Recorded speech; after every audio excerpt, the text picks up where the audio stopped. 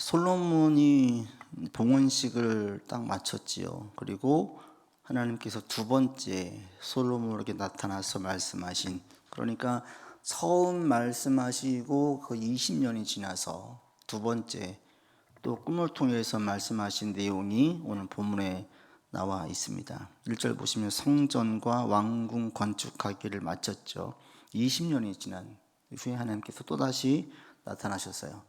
솔로몬이 왕위에 오른 게 20세였거든요. 그러니까 지금 이때는 40대, 잘해야 초반, 중반, 이때에 하나님의 음성을 또 들은 거예요. 20대 초반에 하나님의 음성을 듣고, 그리고 40대 또 초중반에 하나님의 음성을 듣는, 그러면서 주의 말씀을 들을 수 있는데, 이 솔로몬의 이 성전과 그리고 솔로몬의 아버지였던 다윗의 그 신앙을 다시 한번 우리가 주목해 보게 만드는 게 오늘 본문이에요. 먼저 문제를 풀면서 이제 한번 보지요. 1번 같이 봅니다. 하나님은 솔로몬에게 성전을 어떻게 대하겠다고 하셨으며 그 조건은 무엇입니까? 정말 축복이죠. 성전을 지은 다음에 주께서 이것을 받으셨는데, 우리가 그렇게 보면 되죠. 예전에는 교회를 이제 성전의 개념으로, 저도 어릴 때 그렇게 알고 있었는데, 이제 크면서 제대로 신학을 공부하면서 교회라는 곳은 성전의 개념이 아니라 예배당의 개념이고, 성전은 우리 자신이 성전이구나. 그렇다고 해서 교회라는 곳이 세상적인 장소와 똑같은 것은 아니고 분명 구별되어진 곳이긴 하지요. 교회의 목적이 오직 하나님께 예배드리는 것이 첫 번째 목적이니까. 세상의 다른 모임들과 목적들은 전부 다 인간과 인간의 이익을 위해서 세워진 공간이라면, 교회는 하나님께 예배하기 위해서 세운 곳이기 때문에 그 의미가 특별할 수밖에 없죠. 그럼에도 불구하고 이 장소 자체가 중요하지 않다. 그런데 이 본문도 보게 되어지면 똑같아요. 이 성전, 솔로몬 성전도 이곳을 주님께서 대단히 귀히 여기시는데, 후반부에 가면 조건이 있어요. 그 조건을 지키지 않으면 이 성전이 일반 다른 궁궐들, 이방 신전들과 다를 바가 없이 똑같이 돼야겠다라고 말씀하셔서, 이 장소 자체가 특별한 의미가 있는 게 아님을 알게 만들어요. 장소가 특별한 게 아니라 하나님께서 그걸 받으시니까 특별해진 거지, 하나님께서 내가 니네 모른다 이러면 그 장소는 특별한 장소가 안 되는 거예요. 그게 오늘 본문에 보면 그렇게 나타나는데, 먼저 성전을 받으셨죠. 왜? 솔로몬이 정성껏 주님께 드렸고, 그리고 자기 이익을 위해서가 아니라, 자기 명예를 위해서가 아니라 아버지 다윗 때에 말씀하신 그 말씀을 성취하기 위한 동기로 솔로몬이 시작했기 때문에 하나님께서 이 성전을 기쁘게 받으셨어요.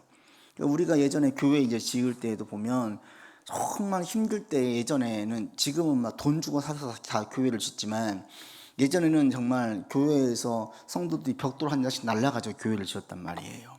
정말 자기가 와서 돈이 없으니까 물건만 사다 놓고 교인들이 막 진짜 짐을 지어가지고 날랐어요. 그러니까 그때 교회를 다 지은 다음에 예배당 봉헌식을 할 때에 얼마나 감개무량하겠어요. 얼마나 감사가 넘치겠어요. 제가 아는 동기 목사님도 그렇게 코로나 때 교회를 시작했다가 건축비가 거의 2배 이상이 들었어요. 정말 우여곡절 끝에 내용도 있었고 또 건설사한테 사기도 당했고 이래서 아주 어렵게 해서 건물을 지은 거예요, 교회를. 그리고 예배를 드릴 때에 이분이 1부, 2부, 3부 설교를 할 때 매번 예배 때마다 눈물이 나더래요. 울은 거예요. 그러니까 그 교회 오래된 수십 년 되신 권사님들, 장로님들도 같이 울었대요. 이 감정이입이 되는 거죠. 그러니까 이렇게 의미가 있잖아요. 내가 온 힘을 다해서 세상 떠나기 전에 내 집 짓는 것도 중요하지만, 하나님의 모이는 예배당을 짓는데 함께 내가 헌신하고 같이 애를 써가지고 같이 노심초사하면서 교회를 세웠어요. 근데 그때에 하나님의 은혜가 크게 임해가지고 막 거기 있는 모든 사람들이 하나님의 영광을 보았다라고 생각을 해보십시오. 얼마나 감사하겠어요. 지금 솔로몬의 성전이 그런 거거든요.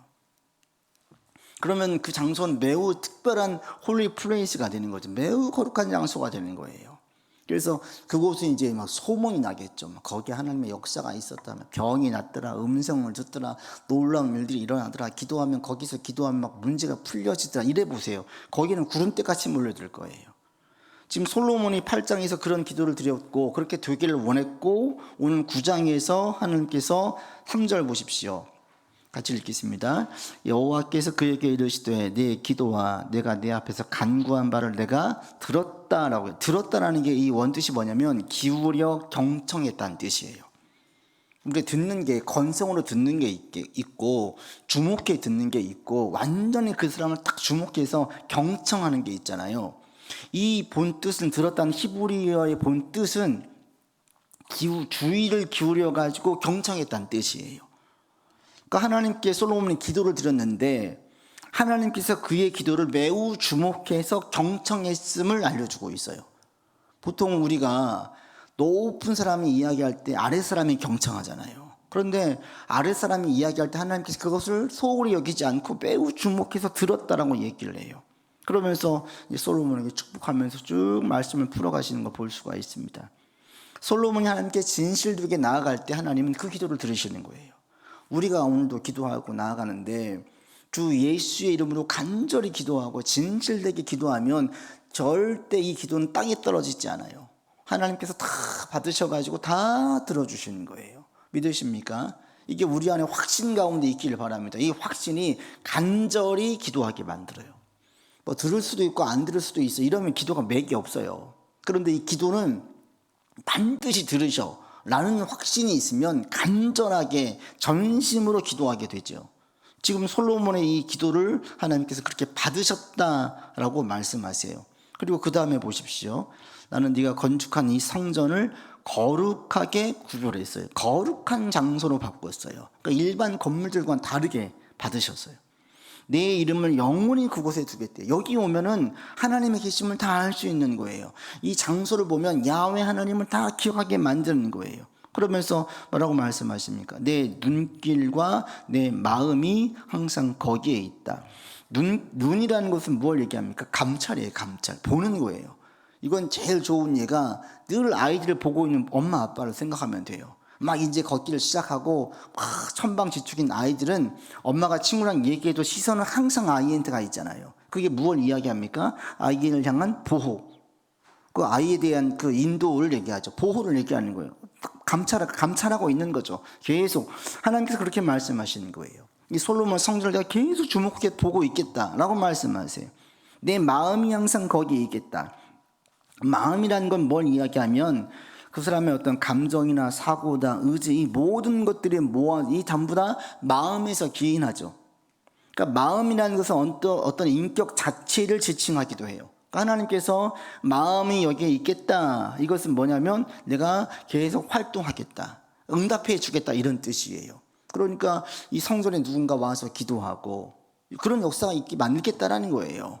여기서 누군가 눈물로 흘러 기도하면 다른 곳보다도 여기에서 기도하면 더 들어주겠다. 여기를 매우 특별한 장소로 만들어 주겠다라고 주님께서 이렇게 말씀하시는 거예요. 얼마나 감사해요. 주님께서 솔로몬의 이 모든 헌신을 다 받으신 거예요. 수고로 한 걸 다 받으신 거예요. 그런데 여기서 끝나지 않고 그 다음에 이어지죠. 이번 하나님은 왜 다윗처럼 살라고 4절 보시면 이 아버지 다윗이 행한 같이로 이어지죠. 만일 조건을 다는 거예요.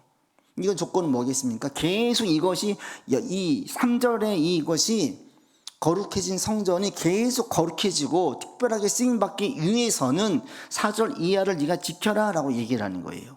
4절 같이 읽겠습니다. 네가 만일 너의 아버지 다윗이 행함같이 마음을 온전히 하고 바르게 하여 내 앞에서 행하며 내가 내게 명령한 대로 온갖 일에 순종하여 내 법도와 율례를 지키면 5절에 끊어지지 아니하고 왕위가 영원히 견고하게 될 것이다 라고 얘기하고 있어요. 그래서 하나님께서 이 솔로몬에게 지금 이야기할 때에 이 다윗의 행함같이 가는 것을 대단히 중요하게 얘기해요. 다윗의 어떻게 행하는 것이었습니까? 마음을 온전히 하고 바르게 했다. 그래서 내가 명령한 대로 온갖 일에 순종해서 법도와 율례를 지켰다. 법도와 율례는 이제 같은 의미, 이중적인 강조한 의미인데 말씀을 이야기하고 있지요. 지켰다. 그러니까 4절의 핵심은 뭐예요? 마음을 온전히 하고 명령에 순종하는 것. 두 가지예요. 마음이 온전히 했다. 하나님께서 다윗에게 내 마음에 합한 자다라고 얘기했잖아요. 그런 자이고 또 다윗이 말씀에 순종했다고 얘기를 해요. 근데 다윗의 행위를 보면 온전히 순종한 것은 아니잖아요. 우리가 그 밧세바 사건을 알고 있으니까 아주 치명적인 큰 흠이 있지요. 그런데 하나님은 이것을 흠으로 보지 않아요. 다윗 전체를 볼 때에는 다윗 인생을 보면 그 마음은 하나님과 합한 마음이었고 다윗은 여호와의 명령에 온전히 순종한 자였다. 그리고 밧세바를 범한 사건은요, 이건 죄의 눈이 가리워진 거죠. 그런데 그게 주께서 그때 다시 명령하실 때 어때요? 죄에서 깨어나니까 순종하죠. 그러니까 밧세바 사건도 다윗이 하나님의 말씀에 얼마나 순종하고 한결같은지를 보여주는 반증이에요. 반증. 아이러니하게도 큰 죄를 졌는데 일반적인 모든 이후의 왕들은요, 큰 죄를 범하면, 솔로몬도 마찬가지예요. 죄를 범할 때에 선지자를 통해서 말씀을 하시면 거기에 바로 부복하고 주님 제가 잘못했습니다 했던 왕이 없어요. 다윗이 제일 잘 나갈 때, 인간은 잘 나갈 때 교만해져요. 제일 잘 나갈 때 나단을 통해서 그게 바로 당신입니다, 당신이 바로 그 악한 자입니다 라는 얘기를 듣자 다윗이 큰 충격을 받고 금식하면서 기도하잖아요. 다른 왕들은요, 네가 뭔데, 나 네 소리 듣기 싫어, 제 감옥에 집어넣어라 또는 저를 죽여라 하고 그냥 치워버려요. 그런데 다윗은 그 이야기를 듣자마자 금식하면서 회개 기도를 하는 게 시편에 2번이나 나와 있잖아요. 그러니까 다윗이 이게 하나님 앞에서 얼마나 한결같고 성실한지를 알 수 있어요. 이게 오히려 반증이라는 거예요. 그래서 제일 잘 나갈 때 하나님의 음성 앞에 겸손히 나가서 여호와의 말씀에는 무조건 순종하는, 힘들 때 사울을 죽일 기회가 있었지만 기름 부은 왕이라는 조건 때문에 안 죽여요. 또 법궤가 들어올 때 춤을 추면서 그 법궤를 맞이해요. 하나님 앞에 다윗은 늘 한결같았어요. 이게 하나님께서 보실 때 내 마음에 합한 자이고 여호와의 말씀에 순종한 자라고 얘기하고 있어요. 저와 여러분 이런 자가 되기를 바랍니다. 그래서 성경에 보면은 다윗같이 이방신에 빠지지 않은 왕이 없어요.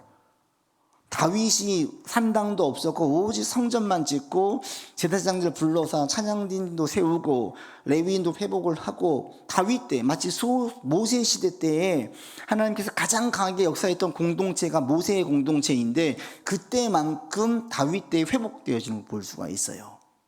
그러자 하나님께서 그 외적인 것들도 엄청난 축복을 주시는 거예요.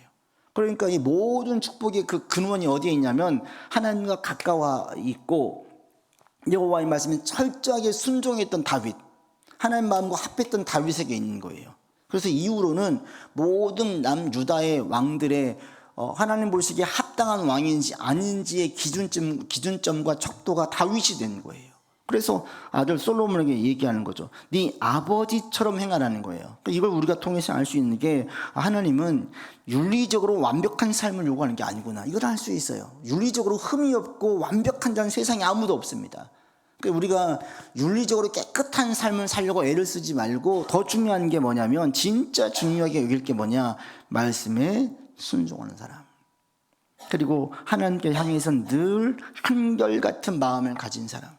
그래서 여러분, 하나님 하면은 항상 마음이 좋고 마치 그 어린애가 엄마 아빠 하면 즐거워하듯이 우리 안에 하나님 하면은 항상 마음에 감사가 있고 주님께 달려나가고 싶은 그 마음이 가득한 우리 삶이 되기를 바랍니다. 이게 하나님 마음에 합한 자예요. 그러면 이런 사람들은 주의 말씀을 들을 때에 순종하기를 주저하지 않죠. 하나님 잘못했습니다, 회개해요. 다윗도 그래서 밧세바 범한 다음에 철저하게 회개하죠. 회개하지 않아도 돼요. 세상적으로는 자기가 두려워할 게 없어요. 주저할 게 없어요. 그게 다윗의 그 당시의 상황이었어요. 어려울 게 없고 거칠 게 없었어요. 그런데 다윗은 그 외적인 조건이 다 좋아도 하나님이 떠나가시면 이걸 가장 두려워하니까 저절로 회개가 나오는 거예요. 철저하게 회개하는 거예요. 금식하면서 회개해요. 이게 하나님께서 보실 때에 다윗을 향해서 그런 정직하고 마음이 나하고 같아, 온전한 마음으로 하나님 앞에 서 있다라고 칭찬을 들었던 겁니다. 여러분도 이런 자가 되기를 바랍니다. 우리가 하나님 마음에 합한 사람, 그리고 다른 건 모르겠는데 여호와의 말씀에는 무조건 순종할 수 있고 기꺼이 순종하는 사람, 이런 사람이 되기를 원합니다라는 고백으로 이 시간 나갈 수 있기를 바랍니다. 그게 이제 다윗을 칭찬하신 이유이고 네가 다윗처럼 되길 원한다라고 말씀하고 있어요. 3번 보겠습니다. 하나님은 솔로몬이 하나님의 명령을 어기고 다른 신을 섬길 경우에 어떤 일이 일어날 것이라고 경고하십니까? 6절로 9절에 이제 말씀하시는 거죠. 6절에 다른 신을 섬겨 그것을 경배하면 7절에 내가 이스라엘을 내가 그들에게 준 땅에서 끊어버릴 것이고 거룩한 이 성전에서도 던져버리겠고 나오잖아요. 그러니까 이 성전은 한번 거룩해지면 계속 천년 만년 거룩한 게 아니에요. 이들이 죄를 지으면 그 거룩한 성전이 버려져서 7절 하반부에 보시면 속담거리와 이야기거리가 된대요. 근데 정말 그렇게 돼버렸어요. 스룹바벨 때 아주 흉물스러운 건물로 바뀌어버려요. 그 느부갓네살 때 바벨론이 침공해가지고 예루살렘을 회파시켜가지고 그 성전이 아주 흉물스러운 공간으로 바뀌어져요. 그래서 놀라는 속담거리가 정말 돼버립니다. 그러니까 그 성전은 하나님께서 받으셨으니까 여기는 이제 어느 누구와도 침범할 수 없는 곳, 이런 곳이 아니에요. 하나님의 말씀을 잘 듣고 하나님과의 그 관계를 다윗처럼 잘 맺으면 여전히 그 축복이 유효할 것이고, 그렇지 않으면 그 축복은 거두어가 버린다라는 거죠. 그러니까 우리가 여기서 예배를 드릴 때 하나님의 영이 크게 임해서 모든 자들이 막 성령의 충만함을 받아서 여기 막 오면 막 다 그래요. 그럼 여기가 계속 그런 곳이 되느냐? 아니라는 거죠. 아니라는 거. 여기 있는 성도들, 그래서 중요한 게 사도 바울이 신약에 얘기했던 각 사람이 하나님의 성전이다. 이게 매우 의미 있는 얘기죠. 그 믿는 자들이 아버지 앞에 바르게 서 있어야 이게 되는 것이지, 그렇게 서 있지 않으면 아무리 정성을 들이고 오랜 시간을 들여가지고 예쁘게 성전을 지어도 이것은 하나님께서 받으시지 않는 거예요. 그래서 본문에 보시면 이렇게 얘기를 하고 있고, 우리에게 주신, 그래서 우리 인생 앞에 늘 두 갈래의 길이 있으면 여러분들 기억하시길 바랍니다. 축복의 길과 저주의 길이 있어요. 그리고 그 축복도 한번 받았으면 영원히 천년 만년 영원한 축복이 아님을 알 수 있어요. 우리의 신앙은 그래서 항상 현재형이에요. 과거의 신앙은 중요하지 않아요. 참고가 되지만 과거의 영화에 눌려 있으면 큰일 나요. 지금이 지금 늘 지금이에요. Now and here. 지금 여기에서 내가 어떻게 하느냐가 제일 중요한 거예요. 여러분 이 땅 떠나갈 때까지 다른 건 몰라도 이 마음은 변치 않기를 바랍니다.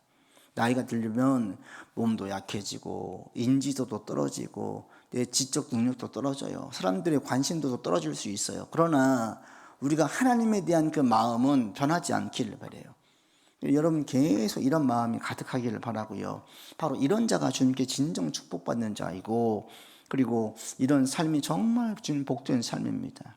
그래서 하나님께서 성전의 가치를 하나님과의 좋은 관계를 맺고 순종할 때에 이것을 다 받으시고 그 복에 임하게 하시지, 이들이 죄 가운데 있어도 이방 신을 섬겨도 똑같은 복을 주시는 게 아니다 라고 얘기하면서 외적인 결과, 멋지게 지은 성전 이 자체가 중요한 게 아니고 이 자체가 하나님의 보호와 복을 보장해 주는 것이 아니다 라는 것들을 우리에게 분명하게 얘기해 주고 있습니다.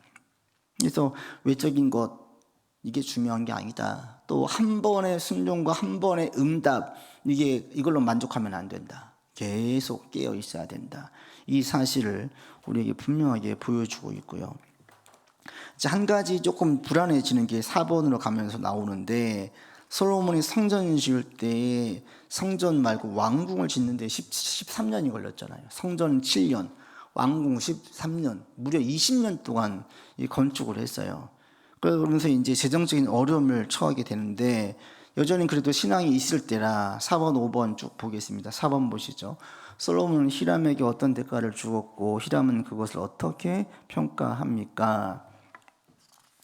갈릴리 성읍에 20곳을 주지요. 갈릴리가 이제 북쪽에, 제일 북쪽인데, 그래서 거기는 그 당시에는 이스라엘 백성들이 좀 적게 살았고 거기 곳이 산악지대여서 별로 좋지 않은 땅이었어요.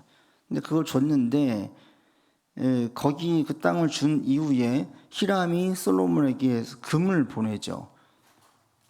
거기 이제 10번을 보시면 10절 보시면 20년간 건축했다 했는데 14절 보시면 땅을 주니까 히람이 근 120달란트를 왕에게 보내었어요. 이게 이제 어떤 의미냐, 여러 가지 해석이 있던데, 한 가지는 우리 형식으로 말하면 그 갈릴리를 주고 그 당시에 돈을 좀 빌렸다, 또는 그 갈릴리 그 돈값이다, 여러 가지 얘기가 있어요. 여하튼 이게 뭐냐면 그 정도로 지금 솔로몬 시대의 건축에 너무 20년 동안 하다 보니까 재정적으로 많은 돈이 소요가 됐어요. 그러니까 재정에 어려움이 있었다라는 거죠. 그래서 그 7번 보시면 솔로몬이 금을 수입하기 위해서 해상 경로까지 뚫는데, 이때 이제 약 420달란트 금 얻었다 나와 있는데, 그만큼 20년간 성전과 왕궁을 건축하면서 재정적인 소비가 많았어요. 이 당시에 쓰였던 역군이 가나안 사람들만 15만 명, 이스라엘 백성들은 3만 명이 돌면서 했거든요. 그러다 보니까 들어간 돈이 많았죠. 이게 제가 볼 때 조금 그런 게, 성전은 7년 지었는데 궁궐은 13년 걸렸잖아요. 여기부터 벌써 좀 불안해져요. 20년 동안 이제 있었잖아요. 근데 하나님께서 어쩌면 무조건 축복이 아니라 좀 경고일 수도 있어요. 점점 솔로몬이 이제 이 20년 40대 초반에, 솔로몬은 다윗은 30세 왕이 올라가지고 고생해서 이룬 것을 솔로몬은 고생 한번 하지 않고, 사실은 그냥 다 누리고 말씀까지 다 성취하고 근심 걱정이 없는 삶이 된 거예요. 그 모든 것을 다 이룬 게 40대 초반이에요. 이때가 이제 정말 사실은 더 깨어 있어질 때인데, 솔로몬은 그때부터 점점 사냥길로 가잖아요. 이방 여인을 섬기고. 그게 제 초창기 그 모습이 어디서 시작되었냐 보면, 제가 볼 때는 그 왕궁을 궁궐을 짓는데 13년의 시간이 걸리면서, 그때 이때의 이 노역이 물론 의미 있는 것도 있어요. 5번 보시면 건축을 위해서 강제 노역을 할 때에 이방 민족들은 강제 노역에 동원되었는데 이스라엘 백성들은 강제 노역을 시키지 않았어요. 그게 이제 뭐냐면 대단히 의미가 있죠. 처음에 왕을 세울 때에 상하의 관계가 아니라 상명하복, 이게 아니라 같은 형제에 대한 마음도 있는 거예요. 이스라엘 백성들은 왕과 볼 때에 단순히 종의 개념이 아니라 형제의 개념인 거예요. 그래서 이들을 노동자로 그 강제 노역에 동원시키지 않고 이들을 지도자로 세운 거잖아요. 이것도 보면 솔로몬이 그 당시에 대단히 의식 있는 신앙이라는 것을 알 수가 있어요. 아버지 말씀에 따라서, 하나님의 뜻을 따라서 이스라엘 백성들을 대하는 걸 볼 수 있어요. 그렇지만 시간이 흘러갈수록 이 노역은 점점 과중해졌을 것이고, 그래서 솔로몬 사후에 르호보암이 왕이 됐을 때 백성들이 오잖아요. 여로보암을 주도해서 같이 와서 우리 노역 그만시켜달라고 얘기하죠. 이게 그만큼 지금 과했던 거예요. 그런데 성전만 지었으면 괜찮은데 왕궁을 짓는데, 그리고 심지어 이방 신전도 짓고 여인들의 왕비들을 위한 궁궐도 따로 지어주잖아요. 그러다 보니까 많은 공사비가 들어가고 거기에 이스라엘 백성들도 많이 들어가면서 지친 거예요. 성전 같은 경우는 신앙의 이름으로 함께 갈 수가 있는데 왕궁에는 이렇게 많은 시간을 들일 필요가 없는데, 그게 이제 점점 무너지는 시초예요, 시초. 그래서 오늘 본문까지는 솔로몬이 하나님 앞에서 칭찬받고 쓰임받는, 그게 이제 다음 주 10장까지는 그렇게 이어지는데, 그 이후로는 마음이 떠나가고 경고도 듣지 않는, 결국엔 이렇게 되어져요. 그래서 결국에 다윗처럼 여호와의 말씀 앞에 무조건 순종하는 왕이 없더라는 거예요. 그런데 다윗의 그 순종의 출발이 어디에서 있어요? 광야에 있어요. 광야에. 힘들고 어려웠던 시기에 살아보니까 하나님밖에 없는 거예요. 하나님밖에. 그게 다윗에겐 하나님이 절대가 되게 만들었어요. 그러니까 우리 인생의 시련과 고난과 고통은 꼭 전 필요한 것 같아요. 그리고 그 시기를 통해서 하나님을 절대로 만나는 게 꼭 필요한 것 같아요. 그러니까 인간에게 배신당하는 것도 대단히 유익을 줘요. 왜? 인간은 하나님만큼 신뢰할 수 없는 존재이기 때문에 이걸 알게 되어지면 인간으로 시험 들지 않아요, 더 이상. 그리고 하나님만큼 인간을 신뢰하지도 않아요. 막 계속 의심의 눈초리로 보라는 게 아니라 인간의 한계를 분명하게 알기 때문에 인간으로 인해서 관심도 두고 사랑도 주고 의지도 하지만 이전만큼 그렇게 시험 들지도 않아요. 상처받지도 않아요. 왜? 인간이 그런 존재니까. 대신에 하나님에 대한 신뢰와 의지의 정도는 훨씬 깊어지죠. 이게 어떤 상황에 있든지 주의 말씀에 순종하게 만든다는 거예요. 그래서 다윗에게 있어서 가장 중요했던 건 뭐냐면 그 광야 시대, 그 광야 학교라고 하죠. 그러니까 우리 인생이 여러분 살면서 막 어려웠던 시간들이 있었잖아요. 그 시간들이 우리한테는 엄청나게 유익이에요. 그때 내가 주를 의지해서 그 시기, 그 어두운 터널을 지나왔어요. 이건 평생 유익, 평생 약. 다윗이 그랬던 거예요, 다윗이. 그래서 우리의 삶에도 우리 자녀들도 마찬가지예요. 늘 형통하길 바랍니까? 아니에요. 저희가 한 번씩은 부침도 있어야 돼요. 그걸 통해서 하나님을 만나고 단단히 붙잡는 시기로 삼아야 되겠죠. 상처가 돼서 떠나갈 게 아니라. 그렇게만 되어지면 평생 여호와를 의지하고 신뢰하고 순종한 자로 살게 되어져 있어요.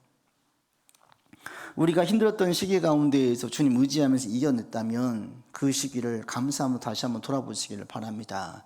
그 시기가 지금의 나를 만들었고, 지금 주님께 열심을 내게 만들었고, 또 누구보다도 하나님이 좋게 만들었음을 우리로 고백하게 만드는 것입니다. 그래서 이런 고백 가운데 나아가시고 오늘도 주 앞에서 나를 불러주시면 다시 한번 감사하고, 이 솔로몬에게 조건을 제시한 것처럼 우리에게도 주님께서 말씀하시는 늘 깨어있기를 바라는데 계속 깨어있는 우리가 되기를 바랍니다. 이때 솔로몬의 특징이 이제 6번 보시면 매년 드린 정기적인 제사가 나오죠. 무교절, 칠칠절, 초막절 3번을 드리는데 또 하나님께 번제와 감사제를 드리는 솔로몬을 보게 되어져요. 그러니까 신앙이 깨어있을 때는 예배를 드리고 하나님께 나아갈 때 매우 정성을 다해요. 신앙이 무뎌지면 다 모든 게 좀 무감각해지고 종교생활 되어지고 습관적인 예배로 바뀌어집니다. 그게 이제 우리에게 아주 무서운 경계해야 될 거죠. 그래서 오늘도 우리를 불러주심에 또 주를 의지하며 살게 하심에 감사로 나아가시고 계속 지금 있는 자리에서 여호와 앞에 열심을 내면서 순종하면서 나아가는 우리가 되기를 바랍니다. 같이 기도합시다. 말씀 가지고 잠시 기도하고 마치겠습니다. 나를 불러주시면 감사하시고 힘든 시간 주님 의지하면서 이겨내게 하심에 또 감사하시고 그 시간이 내게 절대로 필요했었음을 깨달으면서 나아가기를 바라고 또 지금 있는 자리에서 계속해서 주님께 순종하면서 살기 원합니다 라고 고백하십시다. 하나님, 주여 우리를 불러주시며 하나님 아버지 주님 같은 아버지 하나님 주님 같은 분 없음을 믿습니다. 아버지 주님 의지하면서 나아갑니다. 아버지를 철저하게 의지하고 순종하는 우리가 되기를 원합니다. 하나님 도와주시고 주여 주를 더욱더 의지하는 우리가 되게 하여 주시옵소서. 아버지 하나님 도와주시기를 원하오.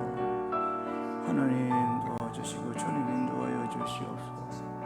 아버지 이끌어 주시고 주님 역사하여 주시옵소서. 주의 도움을 구하오니 주여 도와주시옵소서.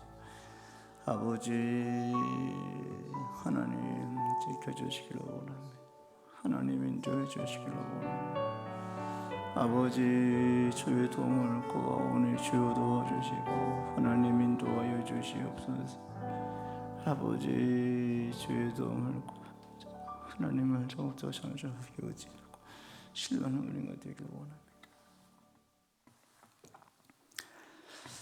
이제는 우리 구주 예수 그리스도의 은혜와 한이 없으신 하나님의 사랑하심과 성령의 교통하심과 교제하심이 나를 주의 자녀 삼으심에 감사하며 늘 한결같은 마음으로 주의 말씀에 순종하기를 원하는 주의 백성들 위에 모든 삶 위에 이제로부터 영원토록 함께 계시기를 간절히 축원하옵나이다. 아멘.